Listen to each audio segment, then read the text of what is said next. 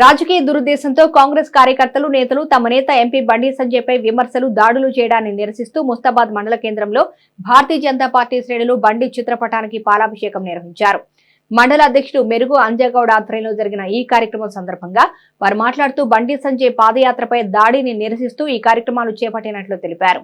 దీనికి నిరసనగా స్థానిక వివేకానంద విగ్రహం వద్ద బీజేపీ శ్రేణులు బండి సంజయ్ చిత్రపటానికి పాలాభిషేకం నిర్వహించి కాంగ్రెస్ పార్టీ ముందుగా ఇచ్చిన మాటకు కట్టుబడి 6 గ్యారంటీ పథకాలను అమలు చేయాలని సూచించారు.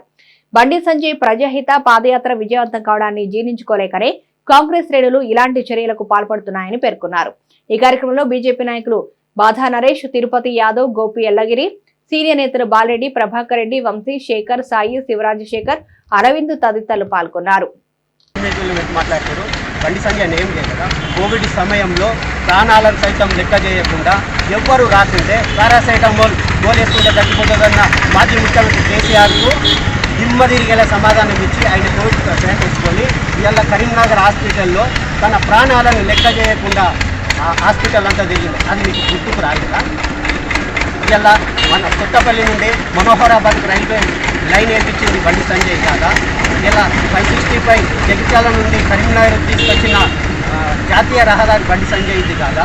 ఇవాళ ఎన్నో సంక్షేమ పథకాలు ఇలా ఉజ్వల కానీ ఇవాళ ఇంటింటికి సిలిండర్ ఇచ్చే భాగ్యం బండి సంజయ్ అన్నది కదా. దయచేసి ఇప్పటికైనా మానుకోండి. సంజయ్ అన్న అందరివాడు, మనందరివాడు, మీ అందరివాడు, తెలంగాణ ప్రజల ఆరాధ్య దైవం. జనతా పార్టీ జాతీయ ప్రధాన కార్యదర్శి శ్రీ బండి సంజయ్ కుమార్ గారి దిష్టిబొమ్మ కాంగ్రెస్ శ్రేణులు దగ్ధం చేయడాన్ని నిరసిస్తూ ఈరోజు భారతీయ జనతా పార్టీ మండల శాఖ ఆధ్వర్యంలో ఈరోజు సంజయ్ అన్న గారికి పాలాభిషేకం చేయడం జరిగింది. రాజకీయంగా ఎదుర్కోలేక ఫ్యామిలీ విషయాలు తీసుకొచ్చి అన్ని విషయాలు కూడా అన్నట్టు క్రియేట్ చేసి సోషల్ మీడియాలో వైరల్ చేస్తూ సంజయ్ అన్నను బదనాం చేయాలని కుట్రతో చేస్తున్నటువంటి చర్యను దుశ్చర్య భావించి ఈ చర్యను ఖండిస్తున్నాం. ఇంకోటి ఇలాంటి కార్యక్రమాలు మరి పునరావృతం చేస్తే చర్య తీసుకుంటామని